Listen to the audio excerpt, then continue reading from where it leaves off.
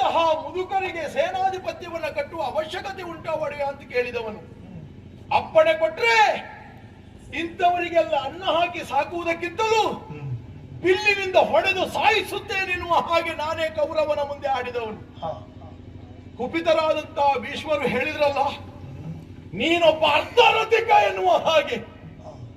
ಇವತ್ತು ಕೃಷ್ಣನೇ ಆಡುತ್ತಾ ಇದ್ದಾನೆ, ಮಹಾರಥೀಕರಣ ಮಹಾರಥೀಕರಣ ಎನ್ನುವ ಹಾಗೆ. ಗಂಗಾ ಸುತ ನನ್ನನ್ನ ಅರ್ಧರಥಿಕರ ಸಾಲಿಗೆ ಸೇರಿಸಿದ್ರೆ, ಗಂಗಾ ಪಿತ ಮಾತ್ರ ನನ್ನನ್ನ ಮಹಾರಥಿ ಎನ್ನುವ ಹಾಗೆ ಕೊಂಡಾಡಿದವಾಗ ಸಂತೋಷವಾಯಿತು. ಹಿರಿ ಹಿರಿ ಹಿಗ್ಗುವುದಕ್ಕೆ ಪ್ರಾರಂಭಿಸಿದೆ. ಆಮೇಲೆ ಒಂದು ವಿಷಯ ಗೊತ್ತಾಯಿತು.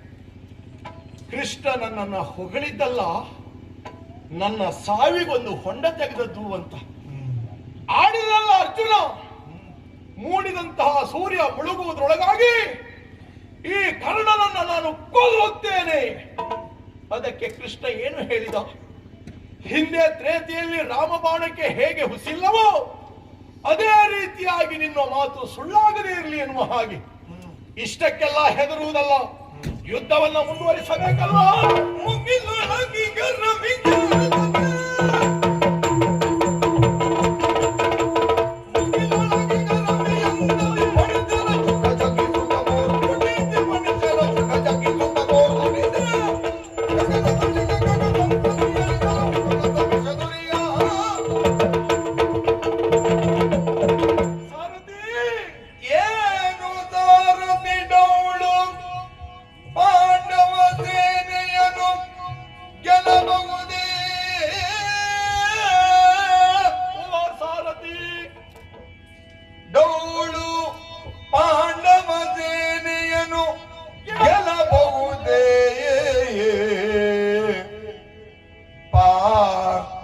ಮಾನಿನಿಗೆ ವೈಧವ್ಯ ದೀಕ್ಷಾ ವಿಧಿಯ ಕೊಡಬಹುದೇ? ಪಾರ್ಥನ ಮಾನಿನಿಗೆ ವೈಧವ್ಯ ದೀಕ್ಷಾ ವಿಧಿಯ ಕೊಡಬಹುದೇ?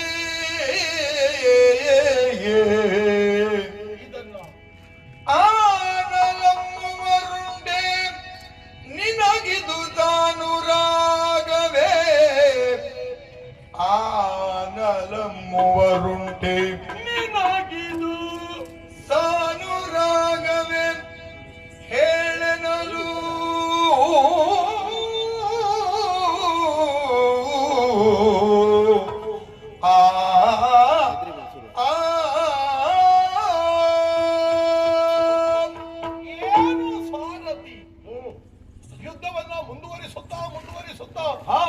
ಭಾರ್ಗವರಾಮರನ್ನ ಮನಸ್ಸಿನಲ್ಲಿ ಸ್ಮರಿಸಿ ಬತ್ತಳಿಕೆಗೆ ಕೈ ಹಾಕಿ ಎಳೆದ ಕ್ಷಣ ಜಗಿಸುತ್ತಲೇ ಪಡಿಶರ ಬಂದು ನನ್ನ ಕೈಯನ್ನ ಸೇರಿಕೊಂಡಿತಲ್ಲ. ಸಿಂಚಿನಿಗೆ ಸೇರಿಸಿದ್ದೇನೆ. ಅಬ್ಬಬ್ಬಾ, ವಿಷವನ್ನ ಕಕ್ಕುತ್ತಾ ಇದೆ. ಪ್ರತಿಕೂಲವಾದಂತಹ ವಾತಾವರಣ ಈ ಕ್ಷೇತ್ರದಲ್ಲಿ ಸೃಷ್ಟಿಯಾಗಿದೆ. ನೋಡಿದೆಯಾ ಸಾರಥಿ? ಗಗನದಲ್ಲಿ ಸಂಚರಿಸುತ್ತಾ ಇದ್ದಂತಹ ಖಗ ಸಂತತಿಗಳೆಲ್ಲ ಉರಿಯನ್ನ ಸಹಿಸುವುದಕ್ಕಾಗದೆ ರೆಕ್ಕೆ ಪುಕ್ಕಗಳನ್ನ ಸುಟ್ಟಿಕೊಂಡು ಪಟ ಪಟನೆ ಧರೆಗೆ ಉರುಳುತ್ತಾ ಇದ್ದಾವೆ. ಸೇನಾ ವ್ರಾತದವರೆಲ್ಲವರು ಮೂರ್ಛಿತರಾಗಿ ಧರೆಯಲ್ಲಿ ಬೀಳುತ್ತಾ ಇದ್ದಾರೆ. ಓ, ಆ ಕಡೆಯಲ್ಲಿ ನೋಡು, ನನ್ನ ಬದ್ಧ ವಿರೋಧಿಯಾದಂತಹ ಅರ್ಜುನ ಬೆಳ್ಳಗಿನ ಮೈಬಣ್ಣ ಹೊಂದಿದಂತಹ ಅವನ ಮೈಬಣ್ಣ ಎನ್ನುವುದು ಕಪ್ಪಾಗಿ ಹೋಗಿದೆ. ಈ ಕಡೆಯಲ್ಲಿ ಕಪ್ಪಗಿರುವ ಕೃಷ್ಣ ಬಿಳುಚುಗಟ್ಟಿದ್ದಾನೆ. ಆ ಕಡೆಯಲ್ಲಿ ನಿಂತಿರುವಂತಹ ಧರ್ಮರಾಯ ಭೀಮರು ಹಣೆಯನ್ನ ಪಡೆದುಕೊಳ್ಳುತ್ತಾ ಇದ್ದಾರೆ. ಸೋಲು ನಮಗೆ ಕಟ್ಟಿಟ್ಟ ಬುತ್ತಿ ಎನ್ನುವ ಹಾಗೆ. ಕೆಲವೊಬ್ಬರು ಗರುಡ ಮಂತ್ರವನ್ನ ಪಠಿಸ್ತಾ ಇದ್ದಾರೆ ಬದುಕುವುದಕ್ಕಾಗಿ. ಉಳಿದವರು ದಿಕ್ಕೆಟ್ಟು ದಮನೆ ಹೊಡೆದು ಕಂಗಾಲಾಗಿ ಎದ್ದು ಬಿದ್ದು ಓಡ್ತಾ ಇದ್ದಾರೆ. ನೋಡಿದ್ಯಾ ಆ ಕಡೆಯಲ್ಲಿ ನಮ್ಮ ಒಡೆಯ ಪ್ರವೇಶ ಪೂರ್ವದಲ್ಲೇ ವಿಶೇಷವಾದಂತಹ ಪರಿಣಾಮವನ್ನು ಕೊಟ್ಟಿದೆ. ಹೌದು, ನಮ್ಮ ಒಡೆಯನ ಸಂತೋಷವನ್ನ ಹಿಡಿದಿಟ್ಟುಕೊಳ್ಳುವುದಕ್ಕೆ ಸಾಧ್ಯವಾಗುತ್ತಾ ಇಲ್ಲ. ಜಯ ನಮ್ಮ ಪಾಲಿಗೆ ಪ್ರಾಪ್ತಿಸಿತು ಎನ್ನುವ ಹಾಗೆ. ಇದು ಏನು ಸಾರಥಿ?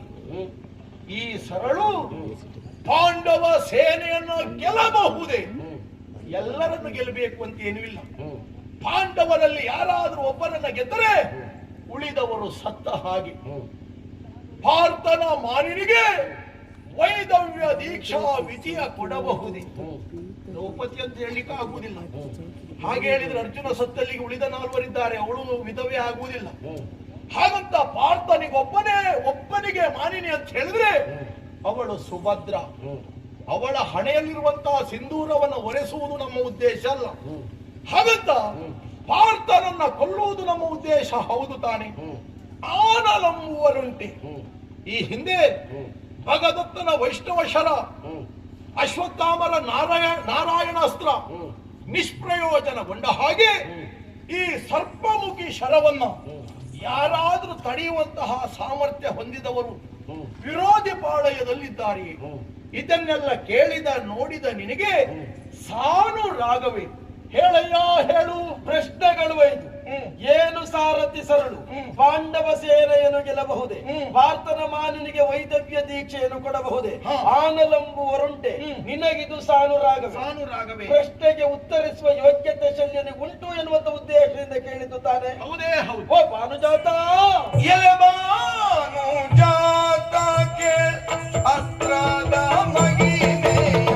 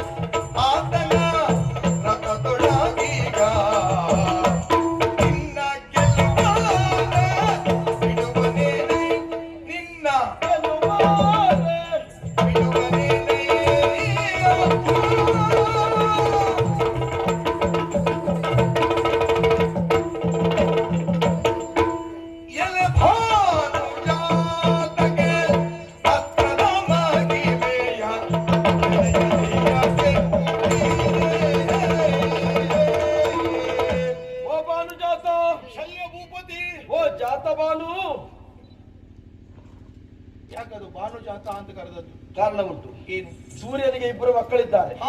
ಒಬ್ಬ ಯಮ, ಮತ್ತೊಬ್ಬ ಶನಿ, ಮತ್ತೊಬ್ಬ ಇದ್ದಾನೆ ಸುಗ್ರೀವ. ನನ್ನನ್ನು ಮಂಗ ಮಾಡ್ಲಿಕ್ಕೆ ಕೊಡ್ಲಿಲ್ಲ, ಅದಕ್ಕೆ ನಾನು ಅವನ ಹೆಸರು ತಕೊಳ್ಳಿಲ್ಲ. ಯಮ ಹಾಗೂ ಶನಿಯನ್ನು ಇಬ್ಬರನ್ನು ಮಾತ್ರ ತಕೊಂಡದ್ದು.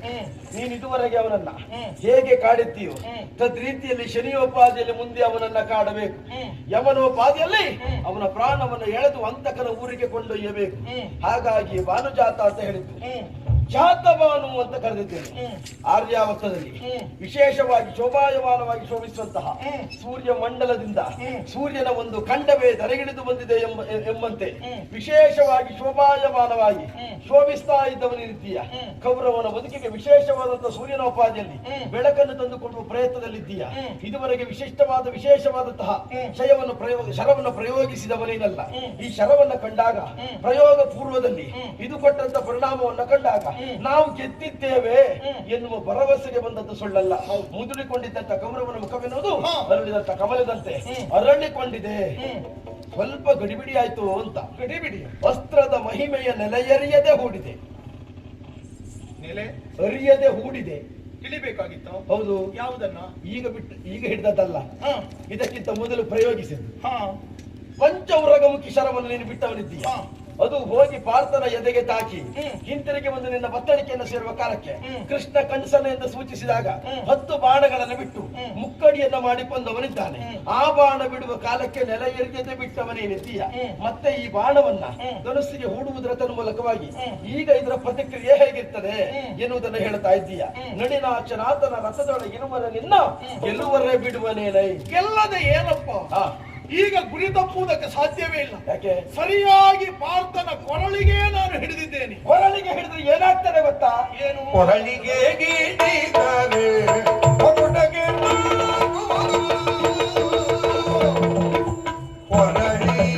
ಹಿಡಿದರೆ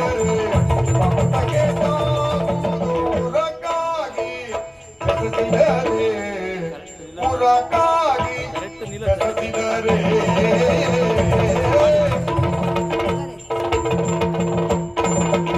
ಶಿರವ ಕತ್ತರಿಸುವುದಿದು ಸಿದ್ಧ ಬೇಗನೆ ಶಿರವ ಕತ್ತರಿಸುವುದಿದು ಸಿದ್ಧ ಬೇಗನೆ ಮರಳಿಗೆ ತೋಡು ಎಂದನು ಶಿರವ ಕತ್ತರಿಸುವುದಿದು ಸಿದ್ಧ ಬೇಗನೆ ಮರಳಿಗೆ ತೋಡು ಎಂದನು ಮರಳಿ ತೊಡುನಿ.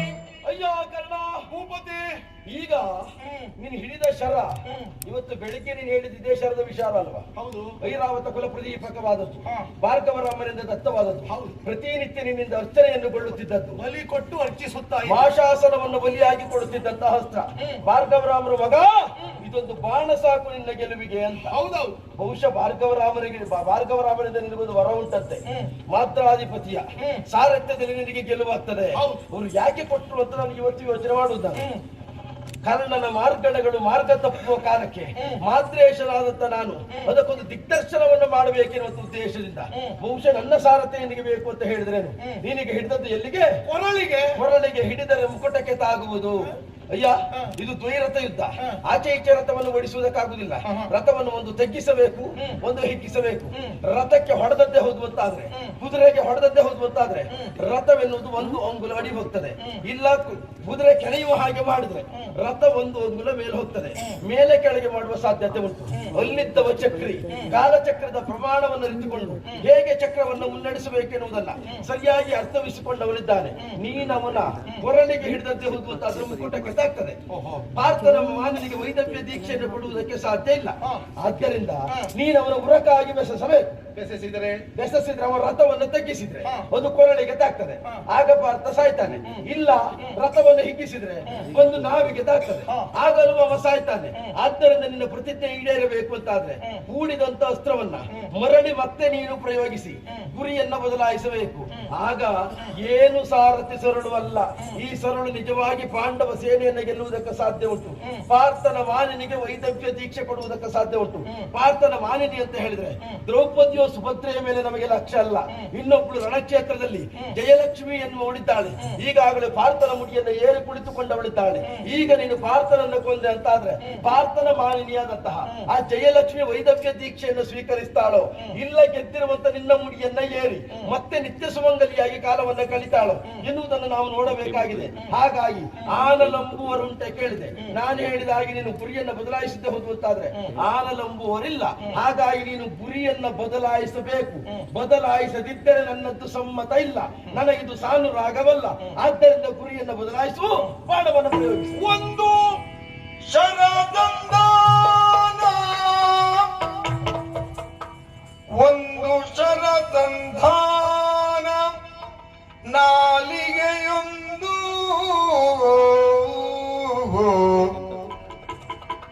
ನಮ್ಮಲ್ಲಿ ಕುಟಿಲ ವಿದ್ಯೆಗಳೆಂದು ಕಂಡೆ ಶಲ್ಯ, ನಮ್ಮಲ್ಲಿ ಕುಟಿಲ ವಿದ್ಯೆಗಳೆಂದು ಕಂಡೆ ಶಲ್ಯ, ನಾವಡಿಯಿಡುವ ಧರ್ಮದಲ್ಲಿ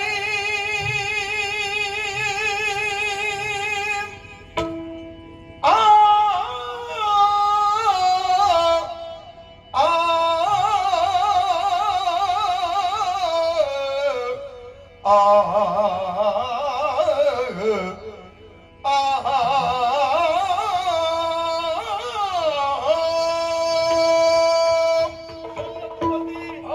ನಿನ್ನ ಮಾತನ್ನ ನಿರ್ಲಕ್ಷಿಸುವ ಹಾಗಿಲ್ಲ. ಸಾರಥಿಯಾದ್ರೂ ಭೂಪತಿ ನೀನು, ಒಮ್ಮೆ ಸಾರಥಿಯಾಗಿ ನೀನು ದುಡಿದವನೇ. ನೀ ಹೇಳಿದ ವಿಷಯಗಳೆಲ್ಲವೂ ಸತ್ಯವೇ ಆಗಿರಬಹುದು. ಆದ್ರೆ ಸತ್ಯ ಆಗಿರಬಹುದಲ್ಲ, ಸತ್ಯವೇ ಆಗ್ಲಿ, ಸಂತೋಷ. ಆದ್ರೆ ನಾನೇ ಸ್ವಲ್ಪ ಅವಸರ ಮಾಡಿದ್ನಾ ಅಂತ. ಗುರಿ ಇಡುವ ಪೂರ್ವದಲ್ಲಿ ನಾನು ನಿನ್ನನ್ನ ಪ್ರಶ್ನಿಸಿದ್ದಿದ್ರೆ ಇನ್ನು ಪ್ರಯೋಗ ಆಗ್ಲಿಲ್ಲಲ್ಲ, ಸಂತೋಷ ಪಡಬೇಕು. ಅಯ್ಯೋ, ಪ್ರಯೋಗ ಆಗದೆ ಹೋದ್ರು ಗುರಿ ಆಗಿದೆಯಲ್ಲ ಭೂಪತಿಗಳೇ. ಗುರಿಯನ್ನು ಬದಲಾಯಿಸುವುದಕ್ಕೆ ಬರ್ತದಲ್ಲ, ಸಾಧ್ಯ ಇಲ್ವಲ್ಲ. ಯಾಕಾಗುವುದಿಲ್ಲ? ಒಂದು ಶರ ಸಂಧಾನ ಅಂದರೆ ನಾಲಿಗೆ ಒಂದೇ. ಹೌದು, ನಾಲಿಗೆಯನ್ನ ಮಾತಿಗೆ ಹೋಲಿಸಿದ್ದಾರೆ. ಮಾತಿಗೆ ತಪ್ಪುವುದು ಅಂತ ಹೇಳಿದ್ರೆ ಮಾತಿಗೆ ನಾವು ದ್ರೋಹವನ್ನ ಎಸಗಿದ ಹಾಗೆ. ದೇಹವನ್ನು ಸೀಳಿದರೂ ನಾಲಿಗೆ ಒಂದೇ ಅಲ್ವಾ? ಸರೀಸೃಪಗಳಿಗೆ ಮಾತ್ರ ಎರಡು. ಹೌದೇ ಹೌದು. ಇನ್ನು ಸಿಂಚನಿಗೆ ನಾನು ಬಾಣವನ್ನ ಸೇರಿಸಿದ್ದೇನೆ. ಪತಿವ್ರತೆಯಾದವಳ ಪತಿ ಆಕೆಗೆ ಗರ್ಭಧಾರಣೆಯನ್ನ ಮಾಡಿ ಅದೇ ಗರ್ಭವನ್ನ ಹತ್ಯೆ ಮಾಡುವುದಕ್ಕೆ ಮುಂದಾದ್ರೆ ಭ್ರೂಣ ಹತ್ಯೆ ಎನ್ನುವಂತಹ ದೋಷ ಆ ವ್ಯಕ್ತಿಗೆ ಬರ್ತದೆ ಇಲ್ವೋ? ಅದೇ ರೀತಿಯಾಗಿ ಒಮ್ಮೆ ಇಟ್ಟ ಗುರಿಯನ್ನ ನಾನು ಬದಲಾಯಿಸುವುದಕ್ಕೆ ಮುಂದಾದೆ ಅಂತಾದ್ರೆ ಅಂತದ್ದೇ ದೋಷ ಪಾತಕಕ್ಕೆ ನಾನು ಒಳಗಾಗಬೇಕಾಗಿ. ರಾಮನಿಗಿಂತ ದೊಡ್ಡವನಲ್ಲ. ಖಂಡಿತ ನಾನು ಹಾಗೆ ಹೇಳುವುದಿಲ್ಲ. ರಾಮನೇ ಅಭಿಮಂತ್ರಿಸಿದಂತಹ ಬಾಣವನ್ನು ಹಿಂತೆಗೆದಿದ್ದೇನೆ, ಜೊತೆಗೆ ಭರತ ತೆಗೆದಿದ್ದಾನೆ, ಧರ್ಮಾಂಗದ ತೆಗೆದಿದ್ದಾನೆ. ಅವರೆಲ್ಲರಿಗಿಂತ ನೀನು ದೊಡ್ಡವನಲ್ಲ, ಆದ್ದರಿಂದ ಹೂಡಿದಂತ ವಸ್ತ್ರವನ್ನ ತೆಗೆಯಬಹುದು ಹಿಂದೆ. ನನಗೆ ಅನಿವಾರ್ಯತೆ ಉಂಟು, ಆದ್ದರಿಂದ ನಾನು ತೆಗೆಯುವುದಿಲ್ಲ. ಅವರಿಗಿಂತ ಇದ್ದಂತ ಅನಿವಾರ್ಯತೆ ನಿನಗೇನು? ನಿನಗದು ಅರ್ಥ ಆಗದೆ ಇದ್ದ ವಿಷಯ ಯಾವುದದು? ನನ್ನ ಅಂತರಂಗಕ್ಕೆ ಅರ್ಥ ಆಗುತ್ತಾ ಉಂಟು. ಅಲ್ಲ, ನಿನಗೆ ಅರ್ಥ ಆಗಬೇಕಂತಾದ್ರೆ ನನಗದು ಅರ್ಥ ಆಗಬೇಕಲ್ಲ. ಈಗ ನಿನಗೆ ನಿನ್ನ ಮಾರ್ಗಣಕ್ಕೆ ದಿಗ್ದರ್ಶನವನ್ನು ಮಾಡುವುದಕ್ಕೆ ಬೇಕಾಗಿ ನಾನಿದ್ದದಲ್ವಾ? ನನಗೆ ಅರ್ಥ ಆಗಿಸಬೇಕು ನೀನು. ಸಾರಥಿ, ನಾನು ನಿನ್ನನ್ನು ಪ್ರಶ್ನಿಸಿದ್ದು ನಿನ್ನಿಂದ ನಿರ್ದೇಶನ ಪಡೆಯುವುದಕ್ಕಲ್ಲ. ಮತ್ತೆ ಬೆಳಗ್ಗಿನಿಂದ ನನ್ನ ಜೊತೆಯಲ್ಲಿ ಇಷ್ಟು ದುಡಿದಿದ್ದೀಯ ನನಗಾಗಿ. ನಿನಗೂ ಸ್ವಲ್ಪ ಸಂತೋಷ ಸಮಾಧಾನ ಸಿಗ್ಲಿ ಎನ್ನುವ ಉದ್ದೇಶಕ್ಕಾಗಿ ನನ್ನ ಸಂತೋಷವನ್ನ ನಿನ್ನ ಜೊತೆಯಲ್ಲಿ ಹಂಚಿಕೊಳ್ಳುವುದಕ್ಕೆ ಪ್ರಶ್ನೆ ಮಾಡಿದ್ದಷ್ಟೇ. ಅದನ್ನ ಉತ್ತರವಾಗಿ ನನಗೂ ಉಪದೇಶ ಮಾಡಬೇಕಾದ ಅನಿವಾರ್ಯತೆ ಇಲ್ಲ. ನಾನು ನೀನು ಸಂತೋಷ ಹಂಚಿಕೊಳ್ಳಿ ಅಂತ ಉತ್ತರ ಹೇಳಿದ್ದಲ್ಲ, ನಾನು ನನ್ನ ಮಾತು ನಡಿಬೇಕು ಅಂತ ನಿನ್ನ ಹತ್ರ ಹೇಳಿದ್ದು. ಇದೋ ಮತ್ತೆ ಸಮಯ ಹಾಳು ಮಾಡ್ಲಿಕ್ಕೆ ನಾನು ಜನ ಅಲ್ಲ. ಇದೋ ಒಂದು ವೇಳೆ ಈ ಬಾಣದ ಗುರಿ ತಪ್ಪಿತು ಅಂತಾದ್ರೆ ಏನಿದು ಒಂದನ್ನೇ ನಂಬಿ ಬಂದದ್ದಲ್ಲ ನಾನು. ಮತ್ತೆ ಬತ್ತಳಿಕೆಯಲ್ಲಿ ಬೇಕಾದಷ್ಟು ಬಾಣಗಳುಂಟು, ಅದನ್ನ ಪ್ರಯೋಗಿಸಿದ್ರಾಯ್ತು, ಅರ್ಜುನನನ್ನ ಕೊಂದರಾಯ್ತು. ನೀನೇ ಚಿಂತೆ ಮಾಡ್ತೀಯ. ಉಳಿದ ಬಾಣಗಳು ಇಷ್ಟು ಪರಿಣಾಮ ಕೊಡ್ಲಿಲ್ಲಲ್ಲ, ಈ ಬಾಣ ಮಾತ್ರ ಕೊಟ್ಟದಲ್ವಾ? ಇದು ಒಂದೇ ಅಲ್ಲಲ್ಲ. ಬೆಳಗಿನ ಹೋರಾಟ ಮಾಡುವಾಗ ಇದುವರೆಗೆ ನೀನು ಗೆದ್ದದ್ದಿಲ್ಲಲ್ಲ, ಇನ್ನಿದ್ದದ್ದು ಹೊರಗೆ ಬರ್ಲಿಲ್ಲಲ್ಲ. ಅಂದ್ರೆ ಬಂದ ಮೇಲೆ ಪರಿಣಾಮ ಕೊಟ್ಟಿದ್ದು ನೀನ್ ಯಾಕೆ ಯುದ್ಧ ಕೊಟ್ಟದಕ್ಕಿಂತ ವಿಶೇಷವಾದದ್ದು ನಿನ್ನಲ್ಲಿ ಬೇರೆ ಇಲ್ಲಲ್ಲ. ಭಾರ್ಗವರಾಮರು ಕೊಟ್ಟದ್ದು ವಿಶೇಷವಾದಂತಹ ಸರ್ಪಾಸ್ತ್ರ ಹೌದು. ಕೊಡುವಾಗ ಇದ್ದ ವಿಶೇಷತೆಗಿಂತಲೂ ಈಗ ನಾನು ವಿಶೇಷತೆಯನ್ನು ಕಾಣ್ತಾ ಇದ್ದೇನೆ. ಇದರಲ್ಲಿಯೂ ಸ್ವಂತಿಕೆ ಉಂಟು ಅಂತ ಆಯ್ತಲ್ಲ. ಸ್ವಂತಿಕೆ ಇರುವಂತಹ ಈ ಬಾಣ ತನ್ನ ಸ್ವಂತ ಶಕ್ತಿಯಿಂದ, ಸ್ವಂತ ಬುದ್ಧಿಯಿಂದ ಅವ ರಥವನ್ನ ತಗ್ಗಿಸಿದ್ರು ಹಿಗ್ಗಿಸಿದ್ರು ಹೋಗಿ ಅರ್ಜುನನ ಕೊರಳನ್ನು ಕತ್ತರಿಸಬಹುದು. ಇದುವರೆಗೆ ನೀನು ಲಕ್ಷ್ಯವನ್ನು ಇರಿಸಿಕೊಂಡೆ ಬಾಣ ಬಿಟ್ಟಿದ್ಯಾ ಇಲ್ವಾ? ಬಿಟ್ಟಿದ್ದೇನೆ. ಹಾಗಾದ್ರೆ ಅವನು ಕತ್ತರಿಸಿಲ್ಲ. ಹಾರ್ಲಿಲ್ಲ. ಯಾಕೆ ಹಾರ್ಲಿಲ್ಲ? ಯಾಕೆ ಕೇಳಿದ್ರೆ ಅಲ್ಲಿರುವುದು ಕೃಷ್ಣ. ನೀನೇ ಹೇಳಿದೆಯಲ್ಲ, ಹೌದು, ಅಂತಹ ಸಾಮರ್ಥ್ಯ ಯೋಗ್ಯತೆ ಅವನಿಗುಂಟು ಅಂತ. ಇದುವರೆಗೆ ಬಿಟ್ಟದ್ದು ನಾನು ಸಜೀವ ಶರ ಅಲ್ಲ. ಈ ಬಾಣ ಉಳಿದ ಬಾಣಕ್ಕೆ ಕೊಟ್ಟಂತಹ ಪರಿಣಾಮ ಬಿಟ್ಟು ಅದಕ್ಕಿಂತ ಹೆಚ್ಚಿನದೇನು ಕೊಡುವುದಿಲ್ಲ ಅಂತ. ಯಾಕೆ ಕೊಡುವುದಿಲ್ಲ? ಇದು ಕೊಡುವುದಿಲ್ಲ. ಸಜೀವಾಸ್ತ್ರ ಅಲ್ವಾ? ದಿಗ್ದರ್ಶನ ಕೊಡುವ ಯೋಗ್ಯತೆ ಕಾಲಕ್ಕೆ ನನ್ನಲ್ಲಿ ಕೇಳಿದ್ದಲ್ವಾ? ದಿಗ್ದರ್ಶನವನ್ನ ಮಾಡುವ ಯೋಗ್ಯತೆ ಕೇಳಿದ್ದಲ್ವಾ? ಕೇಳಿದ್ ಹೌದು. ತಪ್ಪೇನು ಕೇಳಿದ್ರಲ್ಲಿ ತಪ್ಪೇನು? ಸಮಯ ಕಳೆಯುವುದಕ್ಕೆ ಕೇಳುವುದಲ್ಲ. ರಥಿಕನಾದವನಿಗೆ ಹೇಗೆ ಬಿಡಬೇಕು, ಹೇಗೆ ಹೊಡಿಬೇಕು ಅಂತ ಚೆನ್ನಾಗಿ ಗೊತ್ತಿರ್ತದೆ. ಏನು ಭಾರ್ಗವರಾಮನಲ್ಲಿ ಕಲಿತಂತಹ ನನಗೆ ಇನ್ನೊಬ್ಬರ ನಿರ್ದೇಶನದಂತೆ ಬಾಣ ಬಿಡಬೇಕಾದ ಅನಿವಾರ್ಯತೆ ಪರಿಸ್ಥಿತಿ ಇದುವರೆಗೆ ಬಂದದ್ದಿಲ್ಲ. ಗುರಿಯನ್ನ ಇಟ್ಟದ್ದಾಗಿದೆ. ತಪ್ಪಿಸುವುದಕ್ಕೆ ಬದಲಾಯಿಸುವುದಕ್ಕೆ ಯಾರಿಂದಲೂ ಸಾಧ್ಯ ಇಲ್ಲ. ಇದೋ ಪಾರ್ಥನ ಕೊರಳಿಗೆ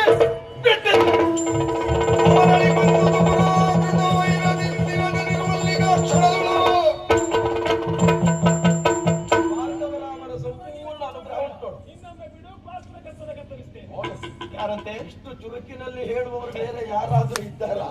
ಅಷ್ಟು ಚುರುಕಿನಲ್ಲಿ ಆ ಬಾಣ ಬಂದು ಹೇಳ್ತಾ ಉಂಟು, ಇನ್ನೊಮ್ಮೆ ನನ್ನನ್ನ ಪ್ರಯೋಗಿಸು, ಪಾರ್ಥನ ಕತ್ತನ್ನ ಕತ್ತರಿಸುವುದಕ್ಕೆ ಮತ್ತೆ ಕುಕ್ಕುವುದಕ್ಕೆ ಬೇಕಾಗಿ ನಾನು ಸಿದ್ಧನಿದ್ದೇನೆ. ನಾನು ತಕ್ಷಕನ ಮಗ ಅಶ್ವಸೇನ ಅಂತ ಹೇಳ್ತಾ ಇದ್ದಾನೆ. ಕಾಂಡವ ದಹನದ ಕಾಲದಲ್ಲಿ ಅವನ ತಾಯಿ ಅವನನ್ನು ಕಚ್ಚಿಕೊಂಡು ಹಾರುವಂತಹ ಸಂದರ್ಭದಲ್ಲಿ ಅರ್ಜುನ ಬಾಣವನ್ನು ಬಿಟ್ಟು ಕತ್ತರಿಸಿದ್ದಂತೆ ತಾಯಿಯ ತಲೆ ಕತ್ತರಿಸಿ ಹೋಯ್ತು, ಇದರ ಬಾಲ ಕತ್ತರಿಸಿ ಹೋಗಿದೆ. ನಿನ್ನ ಬತ್ತಳಿಕೆಗೆ ಒಂದು ಸೇರಿಕೊಂಡವನಿದ್ದಾನೆ. ಮರಳಿ ಬಂದಂತ ಈ ಶರವನ್ನ ನೀನು ಪಡುಕೊಂಡು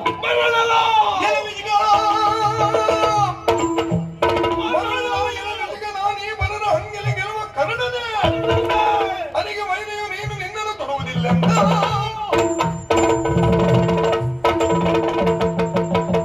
ನೋಡಿದ್ಯಾ? ಒಬ್ರೊಬ್ರೆ ತಲೆ ಎತ್ತಲಿಕ್ಕೆ ಪ್ರಾರಂಭ ಮಾಡಿದ್ರು. ನಾನ್ ನಿನ್ನನ್ನು ಮಾತಾಡಿಸಿದ್ದೆ ತಪ್ಪಾಯ್ತು. ಅಲ್ಲ, ತಲೆ ಎತ್ತುವವರೆಲ್ಲ ಮೊದಲೇ ಎತ್ತಿ ಹೋಗುವವರೆಲ್ಲ ಹೋಗಿ ಆಯ್ತು. ಉಳಿದವರಾದ್ರೂ 4 ಜನ ನಮ್ಗೊಂದು ಗೆಲುವು ಆಗ್ತದೆ ಅಂತ ಕೂತಿದ್ರು. ಯಾವಾಗ ನೀನು ನನಗೆ ಉಪದೇಶ ಮಾಡ್ಲಿಕ್ಕೆ ಹೊರಟಿಯೋ ಈ ಮುಂಡು ಬಾಲದ ನಾಗಕ್ಕೂ ಗೊತ್ತಾಯಿತು ಇವ ಯಾರು ಹೇಳಿದ್ರು ಕೇಳ್ತಾನೆ ಅಂತ. ಹಾಗಾಗಿ ಇದು ನನಗೆ ಉಪದೇಶ ಮಾಡುವುದಕ್ಕೆ ಮುಂದಾಗಿ ಬಿಟ್ಟಿದೆ. ಇದೋ ಮರಳಲ ಎಲೆ ವಿಷಿಕ. ಏನು ನನ್ನ ಅಪ್ಪಣೆಯಿಂದ ಬಂದು ನೀನು ನನ್ನ ಬತ್ತಳಿಕೆಯನ್ನು ಸೇರಿಕೊಂಡಂತ ಗುಟ್ಟಾಗಿ ಬಂದು ಕದ್ದು ನನ್ನ ಬತ್ತಳಿಕೆಯನ್ನು ಸೇರಿಕೊಂಡ ನಿನ್ನನ್ನ ಒದ್ದು ಓಡಿಸುವುದಲ್ಲದೆ ಮತ್ತು ದಾರಿ ಇಲ್ಲ. ಸಂಬಂಧದಲ್ಲಿ ವೈರ್ಯ ಕೂಡ ಮಿತ್ರನಾಗ್ತಾನೆ ಎನ್ನುವ ಉದ್ದೇಶದಿಂದ ಒಂದು ಸೇರಿಕೊಂಡಿದೆ, ತಪ್ಪೆಂತದ್ದು? ಕರ್ಣಾರ್ಜುನರ ಕಾಳಗ ಆಗಬೇಕಂತ ನಾನು ಬಯಸ್ತೇನೆ ಹೊರತು ಅಶ್ವಸೇನ ಪ್ರತಾಪ ಆಗಬೇಕು ಅಂತ ನಾನು ಬಯಸುವುದಿಲ್ಲ.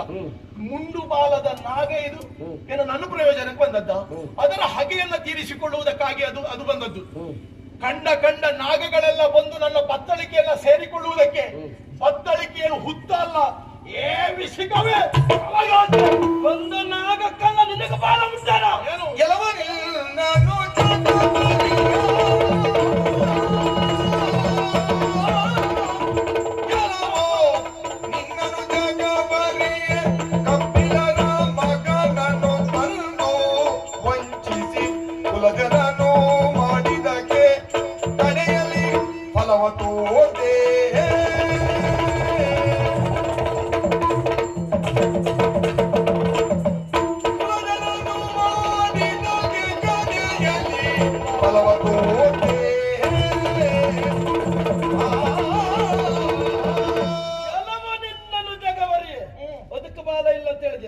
ನಿನಗೆ ಬಾಲ ಉಂಟಾ?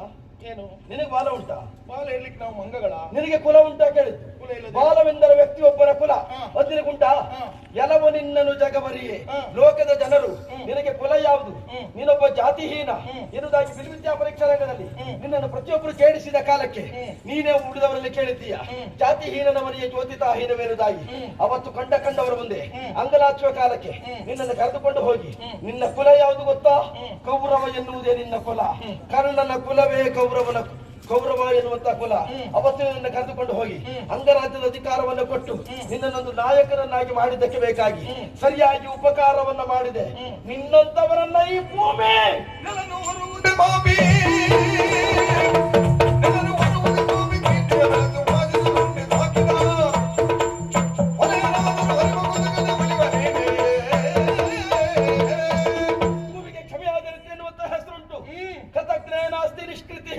ಮಿಥ್ಯಭಾಷೆಗಳನ್ನೆಲ್ಲ ಹೊರುವುದಿಲ್ಲ ಅಂತ ಹೇಳಿದ್ರು. ನೆಲನ ಹೊರುವುದೇ ನಿನ್ನಂತಹ ಪಾಪಿಗಳನ್ನ. ನೀನು ಬರೇ ಪಾಪಿ ಅಲ್ಲ, ಏನೆಲ್ಲವ ವಿಶ್ವಾಸ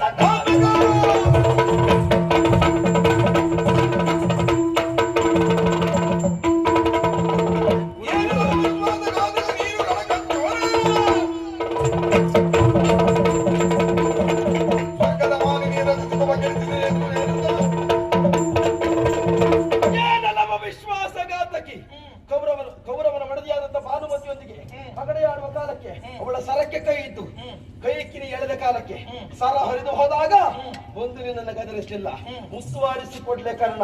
ಅಂತಹ ವಿಶ್ವಾಸ ನಿನ್ನದ್ದು. ಅವನ ಅಂತಃಪುರಕ್ಕೆ ಅವನ ಅನುಮತಿಯನ್ನು ಪಡೆಯದೆ ಪ್ರವೇಶಿಸಿರುವಂತಹ ಅವಕಾಶ ಕೊಟ್ಟದ್ದು ಯಾರು ಕೇಳಿದ್ರೆ ಅಂತಹ ಕರ್ಣನಿಗೆ ಮಾತ್ರ ಕೌರವ ಕೊಟ್ಟದ್ದು. ಅವನಿಟ್ಟ ವಿಶ್ವಾಸವನ್ನ ಹಾಳು ಮಾಡಿಕೊಂಡಂತಹ ಏನೆಲ್ಲವೋ ವಿಶ್ವಾಸಘಾತಕ್ಕೆ ನಿನ್ನ ಜನ್ಮಕ್ಕೆ.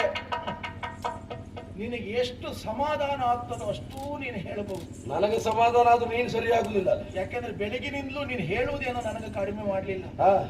ಎಷ್ಟು ಆಗ್ತದೋ ಅಷ್ಟೇ ನೀನು ಹೇಳ್ತಾ ಬಂದವನು. ಮಧ್ಯ ಸ್ವಲ್ಪ ಬಿಟ್ಟಿದ್ದೇನಂತ ಬೇಸರ ಉಂಟು.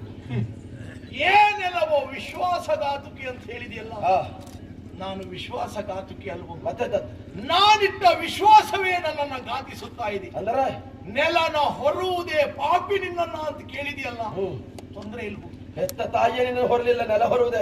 ನಿಜವಾಗಿಯೂ ಹೌದು. ಹೆತ್ತ ತಾಯಿಯೇ ನನ್ನನ್ನು ಹೊರಲಿಲ್ಲ, ಮತ್ತು ನೆಲ ಹೊರದೇ ಇದ್ರೆ ನನ್ನನ್ನು ವಿಶೇಷ ಅಲ್ವೇ ಅಲ್ಲ? ಶಲ್ಯ, ನಾನು ಹೀಗೆ ಯಾಕೆ ಮಾಡ್ತಾ ಇದ್ದೇನೆ ಎನ್ನುವುದು ನಿನಗೆ ಈಗಲೂ ಅರ್ಥವಾಗ್ತಾ ಇಲ್ಲ. ಇದು ನಿನ್ನ ಸಮ್ಮುಖದಲ್ಲಿ ನನ್ನ ಅಂತರಂಗವನ್ನ ಬಿಚ್ಚಿಡುತ್ತಾ ಇದ್ದೀನಿ. ಏನದು ಅಂತರಂಗ? ಮಾತೆಗಿದ್ದೆನು ಭಾಷೆಯನು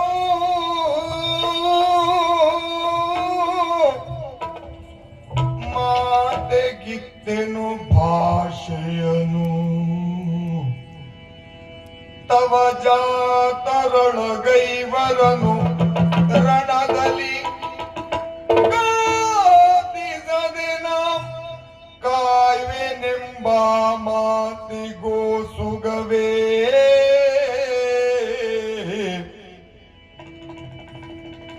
ಸೋತವನು ತಾನೀಗ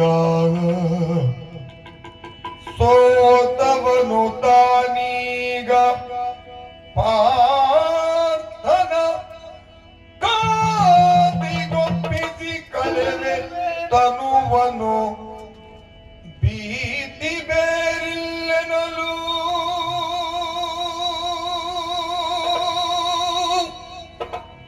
ಆ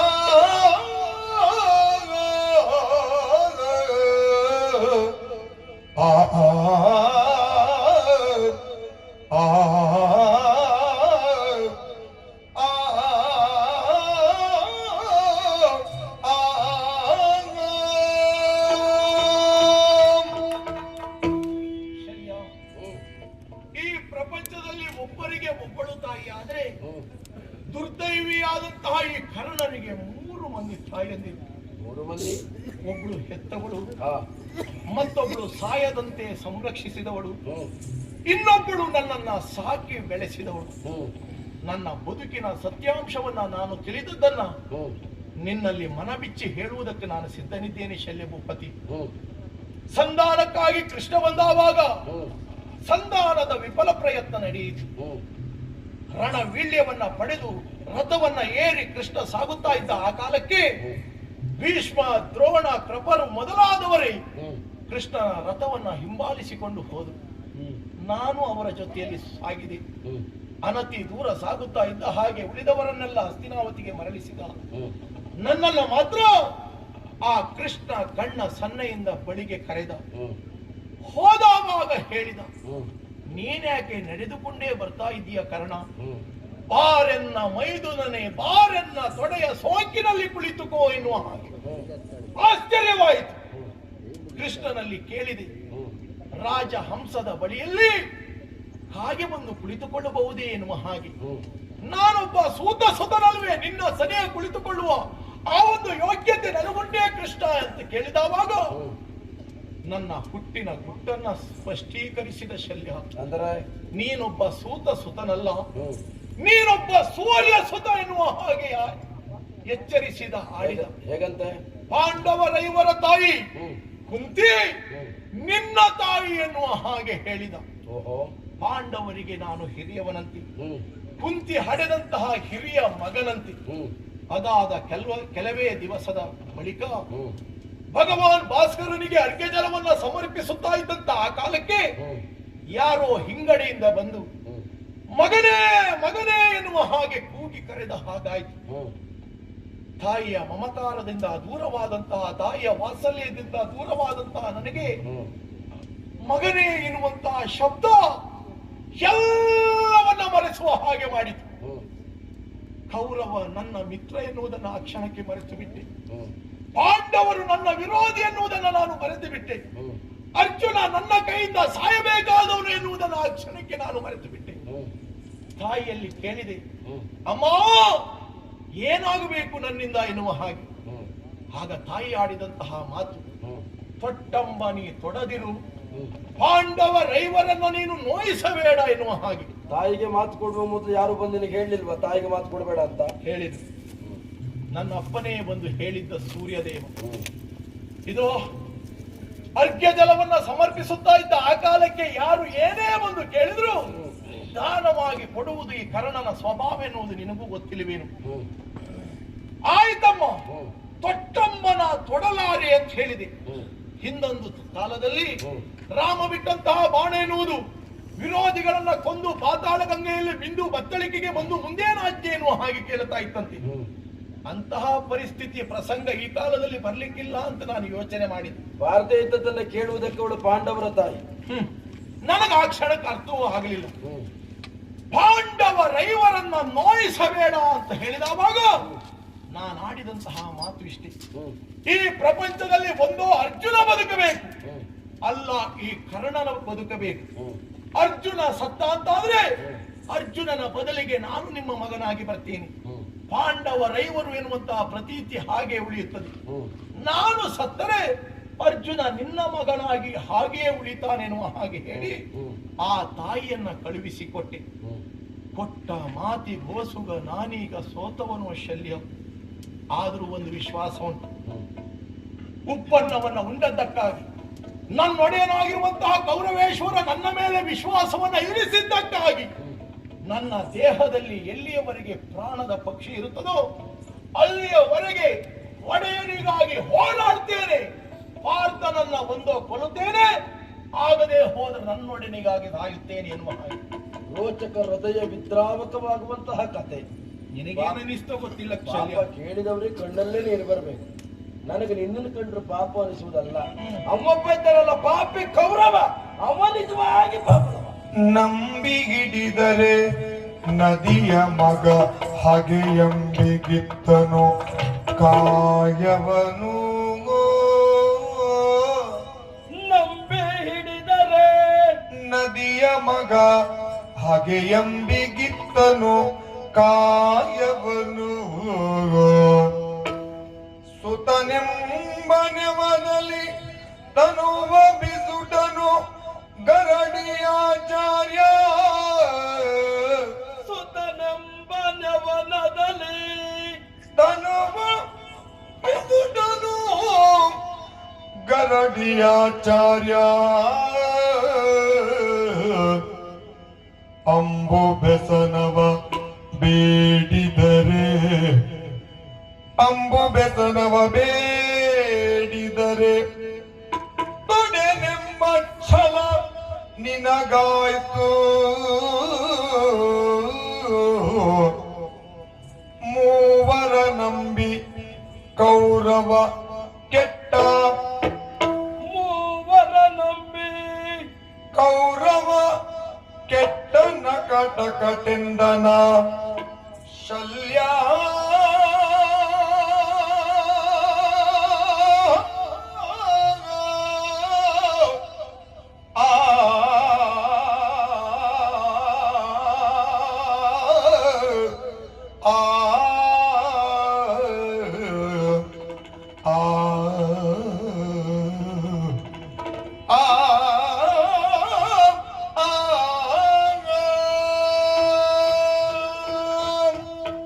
ನಾನಿವತ್ತು ಬಹಳ ನಿರೀಕ್ಷೆ ಮಾಡಿಕೊಂಡು ಇವತ್ತಿನ ರಣಕ್ಷೇತ್ರಕ್ಕೆ ಬಂದ. ಕರ್ಣ ಇವತ್ತಿನ ಯುದ್ಧದಲ್ಲಿ ಗೆಲ್ತಾನೆ, ಪಾಂಡವರನ್ನ ಸಾಯಿಸ್ತಾನೆ, ಗೆದ್ದ ಮೇಲೆ ವಿಜಯದ ಶಂಖವನ್ನ ಬಾರಿಸಿ ರಥ ಓಡಿಸ್ಲಿಕ್ಕೆ ನಾನೊಂದು ಜನ ಅಂತ. ಅಲ್ಲ, ನೀನಿಷ್ಟು ನಿರಾಸೆ ಆಗುವುದು ಯಾಕೆ? ಅಲ್ಲ ನನಗೆ ಆಗ್ಲಿಲ್ಲ. ಅಲ್ಲ ನನಗೆ ನಿಜಾರ್ಥ ಆಗುವಾಗ ಇಷ್ಟು ಹೊತ್ತಾಯ್ತಲ್ಲ ಅಂತ. ಕರ್ಣ ಸತ್ತ ಮೇಲೆ ಶಂಖ ಊದಿಕೊಂಡು ಕರ್ಣನ ರಥದಲ್ಲಿ ಇವನ ಹೆಣ ಹಾಕೊಂಡು ಹೋಗುವಾಗ ಶಂಖ ಊದ್ಲಿಕ್ಕೆ ನಾನು ಜನ ಅಂತ ನನಗೆ ಗೊತ್ತಾಗುವಾಗ ಇಷ್ಟು ಹೊತ್ತಾಯ್ತು. ಈಗ ಹಣೆಯ ಬರ ನೀನೇ ಬದಲಾಯಿಸಿ ಆಯ್ತಾ? ಮತ್ತೆ ಹಣೆ ಬರ ನಿನ್ನದ್ದು ಭೀಷ್ಮರ ದ್ರೋಣರಿಗಿಂತ ಹೆಚ್ಚಾಗ್ತದಾ? ಯಾಕೆ? ಅಲ್ಲ ಆಗ್ತದ ಕೇಳು. ಯಾಕೆ ಆಗುದಿಲ್ಲ? ನಿನಗಿಂತ ಯೋಗ್ಯತೆ ಹೆಚ್ಚಿದ್ದವ್ರು ಹೌದಾ ಅಲ್ವಾ? ಹಾ. ಎಲ್ಲ ನಿಮ್ಮಂತ ವಿಶ್ವಾಸಘಾತಕಿಗಳನ್ನು ನಂಬಿಕೊಂಡು ಕೌರವ ಕೆಟ್ಟ. ಶತ್ರುಗಳನ್ನಾದ್ರೂ ನಂಬಬಹುದು, ಹಿತಶತ್ರುಗಳನ್ನು ನಂಬಬಾರದು. ನಿಜವಾಗಿ ಅವ ಜೀವನದಲ್ಲಿ ಯಾರನ್ನು ನಂಬಿದ್ದಾನೆ ಇಲ್ವೋ ಗೊತ್ತಿಲ್ಲ. ಮೂವರನ್ನು ನಂಬಿದ್ದಾನೆ. ಒಂದು ನದಿಯ ಮಗ ಭೀಷ್ಮಾಚಾರ್ಯ, 800 ವರ್ಷಗಳ ಕಾಲ ಬದುಕಿದವರು. ಹಸ್ತಿನಾವತಿಯ ಪೀಠಕ್ಕೆ ಬೇಕಾಗಿ ತಾನು ಬದುಕುತ್ತೇನೆ ಸಂಧಿ ವಿಗ್ರಹಿಗಳಾದಂತಹ ಅವರು ಬರುವಾಗ ಅವರು ಪ್ರತಿಜ್ಞಾಬದ್ಧರಾಗಿ ಬಂದವರಿದ್ದಾರೆ. ದಿನಕ್ಕೆ 10,000 ಮಂದಿ ಮುಕುಟವರ್ಧನರ ತಲೆಯನ್ನ ಕತ್ತರಿಸ್ತೇನೆ ಎನ್ನುವುದಾಗಿ ದ್ರೋಣರು ಪ್ರತಿಜ್ಞೆಯನ್ನ ಮಾಡಿಯೇ ಬಂದವರಿದ್ದಾರೆ. ರಣಕ್ಷೇತ್ರಕ್ಕೆ ಬರುವಂತಹ ಸಂದರ್ಭದಲ್ಲಿ ಅರ್ಜುನನೊಬ್ಬ ತಪ್ಪಿದರ ಮಿಕ್ಕ ತೂರ್ಜಟೆ ಮೊದಲಾದವರು ಏನಾಗಿದ್ದಾರೆ ಅಂತ. ನೀನು ರಣಕ್ಷೇತ್ರಕ್ಕೆ ಬರುವಾಗ ಪ್ರತಿಜ್ಞೆ ಮಾಡಿಯೇ ಬಂದವ. ನಿನ್ನ ಮಗನಾದಂತ ವೃಷಸೇನ ಸತ್ತ ಕಾಲಕ್ಕೆ ಸುತಗೆ ಮರಣದ ವಾರ್ತೆಯನ್ನು ತಂದಂತ ಪಾರ್ಥನ ಮಡದಿಯ ಓಲೆಯನ್ನು ಕಾಣಬೇ ಎನ್ನುವುದಾಗಿ ಪ್ರತಿಜ್ಞಾಬದ್ಧರಾಗಿ ಬಂದವರು 3 ಜನ. 3 ಜನವು ಕೌರವನಲ್ಲಿ ವಿಶ್ವಾಸವನ್ನು ಇರಿಸಿಕೊಂಡವರಿದ್ದೀರಿ. ಜೊತೆಗೆ 3 ಜನರು ಗಂಗೆಗೆ ಸಂಬಂಧಪಟ್ಟರು. ಒಬ್ಬರು ಗಂಗೆಯ ಮಗ, ಇನ್ನೊಬ್ಬರು ಗಂಗಾಧರದಲ್ಲಿ ದೊನ್ನೆಯಲ್ಲಿ ಹುಟ್ಟಿದವರು ದ್ರೋಣರು. ನೀನು ಗಂಗಾ ನದಿಯಲ್ಲಿ ಬೆಳೆದುಕೊಂಡು ಬಂದವ. ಮೂವರಿಗೂ ಗಂಗೆಯ ಸಂಬಂಧ ಉಂಟು. ಇದಕ್ಕಿಂತ ವಿಶೇಷವೇನು ಕೇಳಿದ್ರೆ, ನೀವು 3 ಜನರು ಭಾರ್ಗವರಾಮರ ಶಿಷ್ಯರು. ಪರಶುಧರೊಳಿತ ಚೌಚಷ್ಟಿ ವಿದ್ಯೆಯ ಅರಿತು ಗಂಗಾತನಯ ಅವರು ಭಾರ್ಗವರಾಮರ ಶಿಷ್ಯರು. ದ್ರೋಣರು ಭಾರ್ಗವರಾಮರ ಶಿಷ್ಯರು. ನೀನು ಸತ್ಯ ಹೇಳಿಯೋ ಸುಳ್ಳು ಹೇಳಿಯೋ ಭಾರ್ಗವರಾಮನಿಂದ ನೀನು ವಿದ್ಯಾಭ್ಯಾಸ ಮಾಡಿದವ. ನೀವು 3 ಭಾರ್ಗವರಾಮರ ಶಿಷ್ಯರು. ನಿಮ್ಮ 3ರನ್ನು ನಂಬಿ ಆ ಕೌರವ ಕೆಟ್ಟ. ಮೊದಲು ಭೀಷ್ಮಾಚಾರ್ಯರು ಬಂದು ದೊಡ್ಡ ಹೊಂಡ ತೆಗೆದು ಹೋಗಿದ್ದಾರೆ. ದ್ರೋಣಾಚಾರ್ಯರು ಬಂದು ಕೌರವನನ್ನು ಅದಕ್ಕೆ ದೂಡಿದ್ದಾರೆ. ಈಗ ಕಾರಣ ನೀನು ಬಂದು ಮೇಲು ಮಣ್ಣು ಮುಚ್ಚುವುದಕ್ಕೆ ಸಿದ್ಧನಾಗಿ ನಿಂತಿದ್ದೀಯ. ಆದ್ರೆ ನಮ್ಮ ಪರಿಸ್ಥಿತಿ ಹೀಗಾಗ್ತದೆ ಎನ್ನುವ ಕಲ್ಪನೆ ಇರಲಿಲ್ಲ. ಈಗ ಪಾಂಡವರ ತಾಯಿ ಕುಂತಿ ನಿನ್ನ ತಾಯಿಯ, ಇಂದು ಬೆಳಿಗ್ಗೆ 4 ಜನರನ್ನು ಸೆರೆ ಹಿಡಿದ ಕಾಲಕ್ಕೆ ಸಾಯ ಹೊಡೆದಾಗ ನಾನು ಅವರನ್ನು ಸಾಯಿಸುವುದು ಬೇಡ ಕಾರಣ ತಡಿ ಅಂತ ಹೇಳಿದ್ದೇನೆ. ನೀನ್ ನನ್ನ ಮಾತಿಗೆ ಬಿಟ್ಟದ್ದ ಅಲ್ಲ, ಕುಂತಿಗೆ ಮಾತು ಕೊಟ್ಟಿದ್ದೇನೆ ಅನ್ನುವ ಉದ್ದೇಶದಿಂದ ಬಿಟ್ಟಿದ್ದ. ಅಂತೂ ಬದುಕಿದ್ದಾರಲ್ಲ? ಅಲ್ಲ, ಬದುಕಿದ್ದಾರೆ ಹೌದು. ನೀನು ಮತ್ತೊಬ್ಬರನ್ನ ನೆವವಾಗಿರಿಸಿಕೊಂಡು ನಿನ್ನ ಮಾತನ್ನು ಉಳಿಸಿಕೊಳ್ಳುವುದು ಬೇಡ. ಕುರುಕ್ಷೇತ್ರ ಯುದ್ಧ ಪ್ರಾರಂಭವಾಗುವ ಮೊದಲೇ ಕುಂತಿ ನಿನ್ನ ತಾಯಿ ಎನ್ನುವಂತ ವಿಚಾರ ಗೊತ್ತಿರಲಿಲ್ವಾ? ನಿನಗೆ ಅತಿಯಾದಂತ ವಿಶ್ವಾಸವನ್ನು ಇರಿಸಿದಂತಹ, ನಿನಗೆ ಕುಲವನ್ನು ಕೊಟ್ಟಂತಹ, ಅಂಗರಾಜ್ಯವನ್ನು ಕೊಟ್ಟಂತಹ, ನಿನಗೆ ಮದುವೆಯನ್ನು ಮಾಡಿಸಿದಂತಹ, ಉಪ್ಪನ್ನು ಕೊಟ್ಟಂತಹ, ಲೋಕದಲ್ಲಿ ನಿನಗೊಂದು ಬೆಲೆಯನ್ನು ನೆಲೆಯನ್ನು ಕಲ್ಪಿಸಿಕೊಟ್ಟಂತಹ ಕೌರವನಿಗಿಂತ ಆ ತಾಯಿ ಹೆಚ್ಚಂತ.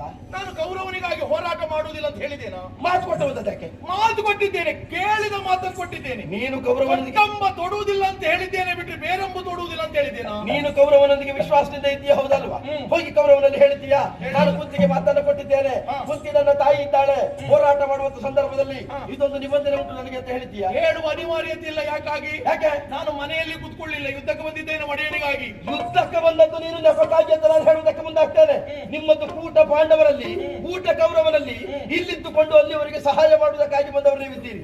ಎಂತದ್ದು ಭೀಷ್ಮರು ಹೇಳಿದ್ರು, ಕಥಾಪಾರ್ಥನ ಶರದಿ ನಾನೊಂದೇ ಅಂತ. ದ್ರೋಣರೇನು ಹೇಳ್ತಾರೆ? ದೇವತೆಗಳೆಲ್ಲ ಬಂದು ದ್ರೋಣರಲ್ಲಿ ಕೇಳಿದ್ರಂತೆ, ನಿಮಗೆ ಅಂತದ್ದಕ್ಕೆ ಸ್ವಾಮಿ ಹೋರಾಟ ನಿಮಗೆ ಬೇಕಾ ಕೇಳಿದ್ರೆ? ನಾನು ರಣಕ್ಷೇತ್ರ ಬಿಟ್ಟು ಹೋಗಲಿಕ್ಕೆ ಕಾಯ್ತಾ ಇದ್ದೇನೆ. ಧರ್ಮರಾಯನ ಅರ್ಧ ಸತ್ಯದ ಮಾತನ್ನ ಕೇಳಿ ಅವರ ಮಗನಾದ ಅಶ್ವತ್ಥಾಮ ಚಿರಂಜೀವಿ ಎನ್ನುವುದನ್ನು ಗೊತ್ತಿದ್ರು ಕೂಡ ದೇಹವನ್ನು ತೊರೆದು ಹೋದವರಿದ್ದಾರೆ. ನೀನು ಕೂಡ ಮಾಡುವುದು ಅದನ್ನೇ ಅಲ್ವಾ? ಪಾಂಡವರಿಗೆ ಬೇಕಾಗಿ, ಕುಂತಿಗೆ ಕೊಟ್ಟ ಮಾತಿಗೆ ಬೇಕಾಗಿ ದೊಡ್ಡಂಬವನ್ನು ತೊಡುವುದಿಲ್ಲ ಅಂತ ಹೇಳ್ತಾ ಇದ್ದಲ್ಲ. ನಿನ್ನಂತವನನ್ನು ನಂಬಿಕೊಂಡು ರಣಕ್ಷೇತ್ರದಲ್ಲಿ ನಾನಿರ್ಬೇಕಾ? ಇರ್ಬೇಕಾ ಕೇಳಿದ್ರೆ? ಬರುವಾಗ ನಿಬಂಧನೆ ಇರ್ಲಿಲ್ವಾ? ನನ್ನ ಮಾತು ನೀ ಎಲ್ಲಿವರೆಗೆ ಕೇಳ್ತೀಯೋ ಅಲ್ಲಿವರೆಗೆ ರಣಕ್ಷೇತ್ರದಲ್ಲಿ ನಾನಿರ್ತೇನೆ, ನನ್ನ ಸಾರಥ್ಯ ಉಂಟು ಅಂತ. ನನ್ನ ಮಾತಿಗೆ ಬೆಲೆ ತೆಗೆದ ಸ್ಥಳದಲ್ಲಿ ನಾನು ಹಾಕಿರ್ಬೇಕು. ಹೋಗುದಂತ ತೀರ್ಮಾನಕ್ಕೆ ಬಂದದ್ದು ಅಲ್ಲ, ಹೋಗುವುದು ಇರ್ಲಿ ಇರಿ ಅಂತ ಹೇಳಿ ನಿನಗೆ ಹೋಗಿದ್ದೇವೆ. ಅಲ್ಲ, ಅರ್ಧಕ್ಕೆ ಹೋಗುದಿದ್ರೆ ಬಂದದ್ದು ಯಾಕೆ ಅಂತ? ಅರ್ಧಕ್ಕೆ ಹೋಗುದಿದ್ರೆ ನೀನು ವಿಚಾರವನ್ನು ಅರ್ಧಕ್ಕೆ ಹೇಳಿದ್ದಕ್ಕೆ, ಈ ವಿಚಾರ ಅರ್ಧಕ್ಕೆ ಹೇಳಿದ್ದಕ್ಕೆ ಹೇಳಿದ್ದು ನನ್ನ ಮಾತನ್ನು ನೀನು ಈಡೇರಿಸಿದ್ರೆ ಕೊನೆವರೆಗೆ ನಾನು ಇರ್ತಿದ್ದೆ. ನನಗೆ ಕೌರವನ ಜಯ ಮುಖ್ಯ. ಹೇಳಿಕೊಳ್ಳುವುದಕ್ಕೆ ಪಾಂಡವರು ನಾನು ಅಡಿಯಂದಿರು, ನಾನು ಅವರ ಪಕ್ಷ ಸೇರಿದ್ದೇನೆ. ಮಾತಿಗೆ ಮಾತು ಕೊಟ್ಟು ನೀನು ಯುದ್ಧ ಮಾಡಿದ್ದೇನೆ ಅಂತ ಹೇಳಿದ್ದೆ. ಆಗ ಸೇರಿಲ್ಲ ಅಂತ ಹೇಳುವುದಕ್ಕಿಂತ ನನಗೊಂದು ಸಣ್ಣ ಅನುಮಾನ ಈಗ ಬರ್ತಾ ಉಂಟು. ಯಾವುದು?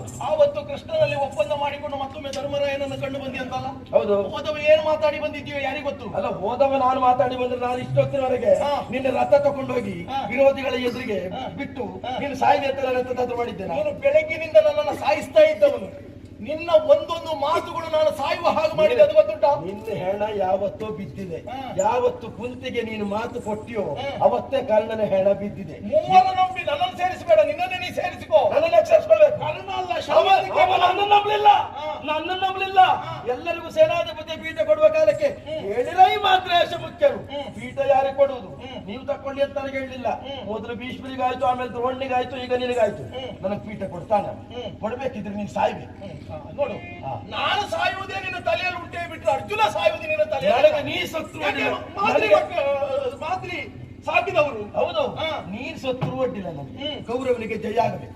ನಾನು ಹೇಳುವುದಲ್ಲ, ನಾನು ಕೌರವನಿಗೆ ಜಯವನ್ನು ತಂದು ಕೊಡುವುದಕ್ಕೆ ಬೇಕಾಗಿ ರಣಕ್ಷೇತ್ರಕ್ಕೆ ಬಂದದ್ದು. ನೀನ್ ಹೇಳಿದ್ದನ್ನ ಕೇಳ್ಕೊಂಡಿರ್ತೇನೆ ಅಂತ. ನಾನು ಸತ್ತಾದ್ರೂ ಅವನಿಗೆ ಜಯ ಸಿಗಲಿ ಅಂತಲೇ ನಾನು ಬಯಸುವುದು. ಹಾಗಾದ್ರೆ ಸಾಯಿ, ನೀ ತೊಂದರೆ ಹೋಗು, ನಾನು ನಿನ್ ಜೊತೆ ಇರುವುದು. ನೀನು ನಾನು ಹೋಗ್ತೇನೆ. ನೀವು ಬಂದದ್ದೇ ಇಷ್ಟಕ್ಕಂತ ನಮಗೆ ಗೊತ್ತುಂಟು. ಯಾವುದಕ್ಕೆ? ಉಂಡದ್ದಕ್ಕೆ. ಯಾವ್ದು ಉಂಡದ್ದು? ಅತಿಥಿಯಾಗಿ ಬಂದು ಉಂಡೆ ಅಲ್ಲ ಕೌರವನ ಮನೆಯಲ್ಲಿ ಊಟ ಬಡಿಸುವಾಗ ನೀನು ಇರ್ಲಿಲ್ವಾ? ನಾನಿದ್ದಿದ್ದೆ. ಮೋಸದಿಂದ ಊಟ ಬಡಿಸಿದಲ್ವಾ? ಮೋಸದಿಂದ ಬಡಿಸಿ ಊಟ ಮಾಡುವ ಗೊತ್ತಾಗಲಿಲ್ಲ. ನಾವು ಸ್ವಲ್ಪ ಹಾಕಿದ್ದು ಹೆಚ್ಚಾಯ್ತು, ಗೊತ್ತಾಗಲಿಲ್ಲ. ಅದು ತಪ್ಪಾದದ್ದು. ಅದೇ ಯಾವುದು?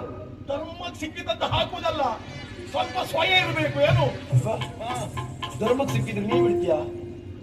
ಕೌರವನ ಹತ್ರ ಕೇಳು. ಅಲ್ಲ, ಕೌರವನ ಹತ್ರ ಕೇಳು. ಇನ್ನೊಬ್ಬರಿಗೆ ಹೇಳಲಿಕ್ಕೆ ನೀನೆಂತದ್ದು? ನೀ ಸಂಭಾವಿತ ಅಲ್ಲ. ಮತ್ತೆ ಧರ್ಮಕ್ಕೆ ಸಿಕ್ಕಿದ್ರೆ ನಿನ್ನ ಜೀವನವೇ ಕೌರವನ ಧರ್ಮಾರ್ಥ ಸೇವೆಯಲ್ಲಿ ಸಾಕ್ತಾ ಉಂಟು. ನಾನು ಒಂದು ದಿನ ಊಟ ಮಾಡಿದ್ದು, ನೀನು ಜೀವಮಾಂದಿಡಿ ನಿನ್ನ ಕುಟುಂಬದವರೆಲ್ಲ ಕೌರವನ ಊಟ ಮಾಡ್ತಾ ಇದ್ದಾರೆ. ಹಾಗೆ ಹೇಳಿಕ್ಕೆ ಹೋಗಬೇಡ. ನಾನು ಹಾಗೆ ಹೇಳಬಾರದು, ಯಾಕೆ? ಆದ್ರೂ ಹೇಳ್ತಾ ಇದ್ದೇನೆ. ಯಾಕೆ ಗೊತ್ತಲ್ಲ? ಅದು ಹೇಳಬಾರದು. ಹೇಳಿದ್ದಕ್ಕೆ ಹಸ್ತಿನಾವತಿಯ ಬೊಕ್ಕಸ ತುಂಬಿಸಿದ್ಯಾರ? ಹಸ್ತಿನಾವತಿಯ ಬೊಕ್ಕಸ ಮೊದಲು ಭೀಷ್ಮಾಚಾರ್ಯರು, ಆಮೇಲೆ ಪಾಂಡು ಚಕ್ರವರ್ತಿ, ಆಮೇಲೆ ಕರ್ಣ ದಿಗ್ವಿಜಯಕ್ಕೆ ಹೋಗಿ ಬೊಕ್ಕಸ ತುಂಬಿಸಿದ್ದಾನೆ. ನೀನು ದಿಗ್ವಿಜಯಕ್ಕೆ ಹೋಗುವುದಕ್ಕೆ ಉದ್ದೇಶ ಅಂತ? ಉದ್ದೇಶ ಅಂತ ನನ್ನ ದಿಗ್ವಿಜಯ. ನಿನಗೆ ಅಂಗರಾಜ್ಯದ ಅಧಿಕಾರ ಸಿಕ್ಕಿದ ಮೇಲೆ ದಿಗ್ವಿಜಯಕ್ಕೆ ಹೋದದ್ದು. ನಿನಗೆ ಅಂಗರಾಜ್ಯದ ಅಧಿಕಾರ ಕೊಟ್ಟದ್ದ. ಒಬ್ಬ ಅರಸನಾಗದೆ ಅಸ್ತಿತ್ವ ಇಲ್ವಲ್ಲ ದಿಗ್ವಿಜಯಕ್ಕೆ ಹೋಗುವಂತದ್ದು. ಹೌದಪ್ಪ, ನಿನಗೆ ಅರಸೊತ್ತಿಗೆ ಅಧಿಕಾರ ಕೊಟ್ಟದ್ದು ಕೌರವ. ಹಾಗಾದ್ರೆ ಕೌರವರಂತೆ ನೀನು ಉಣ್ಣುವ ಅನ್ನ, ನಿನ್ನ ಮೈ ಮೇಲಿದ್ದ ಬಟ್ಟೆ, ನಿನ್ನ ಮಕ್ಕಳು ತಿನ್ನುವ ಅನ್ನ ಎಲ್ಲ ಕೌರವರೇ ಕೊಟ್ಟ. ಹಾಗಂತ ಅಂಗರಾಜ್ಯದ ಬೊಕ್ಕಸ ತುಂಬಿಸಿದ್ದಲ್ಲ, ಹಸ್ತಿನಾವತಿಯ ಬೊಕ್ಕಸ ತುಂಬಿಸಿದ್ದು. ಒಡೆಯನ ಮೇಲಿರುವ ವಿಶ್ವಾಸ, ನಂಬಿಕೆ ಇದ್ದ. ಅಂಗರಾಜ್ಯ ನೀವು ಹುಟ್ಟುವಾಗ ಹಿಡ್ಕೊಂಡು ಬಂದಿದ್ಯಾ? ಅದು ನಿನ್ನಂತ ನನ್ನದ. ನಿನ್ನ ಅಪ್ಪನಿಂದ ಬಂದತ್ತ ನನ್ನದ್ದಲ್ಲ. ಹಾ. ನೀನ್ ಯಾಕೆ ಇಷ್ಟು ಮಾತಾಡ್ತೀಯ ಅಂತ ನಿನ್ನ ಜೀವನದಲ್ಲಿ ನೀನು ಏನೇ ಸಂಪಾದನೆ ಮಾಡಿದಿದ್ರು ಅದು ಕೌರವನದ್ದೇ. ಈಗಲೂ ನಾನು ಪ್ರಾಮಾಣಿಕವಾಗಿ ಒಪ್ಕೊಳ್ತೇನೆ. ಹಾ. ಕೌರವನ ಅನ್ನವನ್ನ ತಿಂದಿದ್ದೇನೆ. ಕೌರವನಿಗಾಗಿ ದುಡಿಯುತ್ತೇನೆ. ನೀ ಹೋಗುದಿಲ್ಲಿಗೆ? ನಾನು ಹೋಗ್ತೇನೆ. ನಿನ್ನಂತವರ ಜೊತೆ ಈ ಸತ್ತು ಹೆಣದ ಜೊತೆ ನಾನು ಇರುವುದಿಲ್ಲ. ನನಗೆ ನನ್ನದೇ ಆದ ಕೆಲಸ ಉಂಟು. ನನಗೆ ಎಷ್ಟೊತ್ತಿಗೆ ಬರಬೇಕು ಅಂತ ಗೊತ್ತುಂಟು. ನಾನು ಸತ್ತದ್ದು ತಾಯಿಗೆ ಮಾತು ಕೊಟ್ಟಲ್ಲ. ಯಾವಾಗ ನನ್ನ ರಥಕ್ಕೆ ಶಲ್ಯ ಸಾರಥ್ಯ ಬೇಕು ಅಂತ ಹೇಳಿದ್ದು ಆವಾಗಲೇ ಕರ್ಣ ಸತ್ತು ಹೋದ. ನಿನ್ನ ಜೀವನದ ದೊಡ್ಡ ದುರಂತ ಏನು ಗೊತ್ತಾ? ನಿನಗೆ ಯಾರು ಅನಿವಾರ್ಯತೆಯಿಂದ ಯಾರನ್ನ ಇಟ್ಕೊಳ್ಬೇಕು ನೀ ಅವ್ರನ್ನ ಇಟ್ಕೊಳ್ಳಿಲ್ಲ. ಯಾರನ್ನ ಇಟ್ಕೊಳ್ಬಾರ್ದು ಅವ್ರನ್ನ ಇಟ್ಕೊಂಡಿದ್ದೀಯ. ಯಾರಿಗೆ ಮಾತು ಕೊಡಬೇಕು ಅವ್ರಿಗೆ ಮಾತು ಕೊಡ್ಲಿಲ್ಲ. ಯಾರಿಗೆ ಮಾತು ಕೊಡಬಾರ್ದು ಅವ್ರಿಗೆ ಮಾತು ಕೊಟ್ಟಿದ್ದೀಯ. ಜೀವನದಲ್ಲಿ ಹೆಜ್ಜೆ ಇಡುವ ಕಾಲಕ್ಕೆ ಎಡವಿದವ ನೀನಿದ್ದೀಯ. ಸುದೀರ್ಘವಾಗಿ ಬದುಕಿದಂತಹ ನೀನು ತಾಯಿಗೆ ಮಾತು ಕೊಡುವ ಕಾಲಕ್ಕೆ ಏನು ಮಾತು ಕೊಡದೆ ಇದ್ರೆ ನೀನೇನು ಹಾಳಾಗಿ ಹೋಗ್ತಿರ್ಲಿಲ್ಲ. ಕೌರವ ಉಳಿತಿದ್ದ ಮತ್ತು ನೀನು ಬದುಕಬಹುದಾಗಿತ್ತು. ನಿನಗಷ್ಟು ಅವಸರ ಎಂತದ್ದುಂಟು ಕೇಳ್ತೇನೆ. ಈಗ ಎಂತದ್ದೀಗ ಎಂತದ್ದು ಕೇಳಿದ್ರೆ ರಗಡ ಮಾಡ್ಬೇಡ, ನಾವು ಹೋಗ್ತೇನೆ. ರಥ ಯಾರು? ಸಾರಥಿಯಾಗಿ ನಡೆಸುವುದು. ಕೈ ಕತ್ತರಿಸ್ತಾರೆ, ಕೈ ತೋರಿಸಿದ್ರೆ ಕೈ ಕತ್ತರಿಸಿ ನಾನು ರಥ ಯಾರು ಅಂತ ಹೇಳೋದಕ್ಕೆ ನಿನಗೆ ಯೋಗ್ಯತೆ ಇಲ್ಲ. ಬೇಕಿದ್ರೆ ರಥ ಹೊಡ್ಕೊಂಡು ಯುದ್ಧ ಮಾಡು. ಕೇಳ್ತಾನೆ ಇವ ಬರುವಾಗಲೇ ಮಾತಾಡ್ಕೊಂಡು ಬಂದಿದ್ದಾನೆ. ನಮ್ದು ಇಷ್ಟೊತ್ತು ಹೀಗೆ ಅಂತ, ನಮ್ದು ಎಲ್ಲಿವರೆಗೆ ನಡೀತದೋ ಅಲ್ಲಿವರೆಗೆ ನಾವಿರ್ತೇವೆ ಅಂತ ಎಲ್ಲ ಹಾಳು ಮಾಡ್ಕೊಂಡು ಈಗ ರಥ ಏನು ಜನವಲ್ಲ ಮುಗಿಸಿ ಹೋಗುದಂತ ಗಟ್ಟಿ ತೀರ್ಮಾನಕ್ಕೆ ಬಂದಿಯಲ್ಲ. ಹೌದು. ಮತ್ತೆ ಮಾತಾಡುದು ಬೇಡ, ಹೋಗು. ನನ್ನ ಕೆಲಸ ಉಂಟಿಲ್ಲ. ನಾನು ನಿನ್ನನ್ನು ಮುಗಿಸ್ತೇ ಹೋಗುದಿಲ್ಲ, ಇಲ್ಲೇ ಇರ್ತೇನೆ. ಹೋಗುದಿಲ್ಲ ಏನು? ಇದು ಹೋಗುದಿಲ್ಲ ಏನು? ಇದುವರೆಗೆ ನೀವು ಹೋಗದೆ ಇದ್ರೆ ಯುದ್ಧಕ್ಕೆ ನೀನು ಅನುವು ಮಾಡಿಕೊಟ್ಟು ಕೊಡುವುದಿಲ್ಲ ಎನ್ನುವುದೇ ಅರ್ಥ. ಹಾಗಾದ್ರೆ ಕೌರವನ ಸೋಲಿಗೆ ನೀನು ಕಾರಣೀಕರ್ತ ಆಗುತ್ತೀಯ. ಇಲ್ಲೇ ಇದ್ರೆ ರಥ ನಡೆಸಬೇಕು. ನಿನಗೆ ಒಟ್ಟು ಎಂತದ್ದು ಗೊತ್ತುಂಟ? ಇಲ್ಲೇ ಇದ್ರೆ ರಥ ನಡೆಸ್ಲಿಕ್ಕೆ ಆಗ್ತದ? ರಥ ನಡೆಸ್ಲಿಕ್ಕೆ ನೀನು ಹೇಳಬೇಡ. ಏನು ರಥ ನಡೆಸಬೇಕ ಬೇಡ ಅಂತ ಗೊತ್ತುಂಟು. ನಾನು ರಥಿಕನಾಗಿ ಸಾರಥಿಯಾಗಿ ಎರಡೂ ಕೆಲಸವನ್ನ ಮಾಡಬಲ್ಲೆ. ಆ ಯೋಗ್ಯತೆ ನನಗುಂಟು. ಆ ಯೋಗ್ಯತೆ ಇದ್ರೆ ಕೌರವರ ಕಾಲಿಡ್ಕೊಂಡು ನನಗೆ ಅವರೇ ಬೇಕು ಅಂತ ಹೇಳಿದ್ದಕ್ಕೆ ಒಬ್ಬ ಸಾರಥಿ ಬೇಡವಾ? ಹೌದು. ಅವತ್ತು ಪರಶುರಾಮನ ಹೇಳಿಲ್ವಾ? ನಿನ್ನೆ ನಾನಿದ್ದ ಶಲ್ಯ ಸಾರಥ್ಯ ಇರುವ ತನಕ ಜಯ ಉಂಟು ಅಂತ ಹೇಳಿದ್ರು. ನಿನಗೆ ನನ್ನ ಅನಿವಾರ್ಯತೆ ಉಂಟು, ಆದ್ರಿಂದ ಅವರು ಕಾಲಿಡ್ಕೊಂಡೆ. ಈಗ ಹೋಗುವಂತ ಗಟ್ಟಿ ಹೇಳಲಿಕ್ಕೂ ನಿನಗೆ ಧೈರ್ಯ ಇಲ್ಲ. ನಾನು ಹೋದ್ರೆ ನಿನಗೆ ಸೋಲಾಗ್ತದೆ, ನೀ ಸಾಹಿತ್ಯ ಅಂತ ಗೊತ್ತುಂಟು.